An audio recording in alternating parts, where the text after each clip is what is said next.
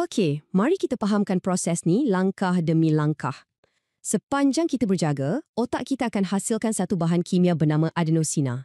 Fikirkan adenosina ni macam meter mengantuk. Semakin lama kita berjaga, semakin banyak adenosina ni terkumpul.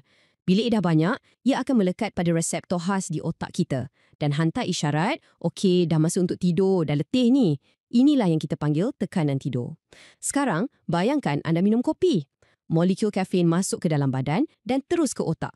Ajaibnya, bentuk molekul kafein ni hampir sama dengan adenosina. Jadi apa ia buat? Ia jadi penyamar. Ia pergi ke reseptor tadi dan curi tempat letak adenosina.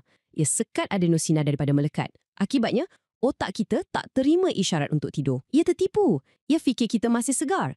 Bukan itu saja, penyekatan ni juga merangsang pengeluaran bahan kimia lain macam dopamin yang buat kita rasa gembira, fokus dan bertenaga. Bijak kan cara ia berfungsi? Seperti mana-mana bahan yang berkuasa, kafein ni ada dua sisi mata wang.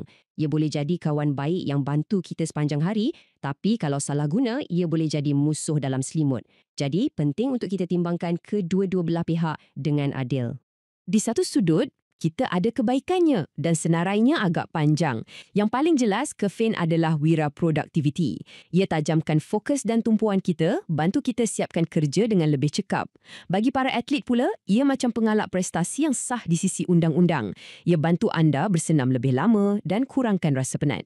Tapi yang lebih menakjubkan adalah manfaat jangka panjang.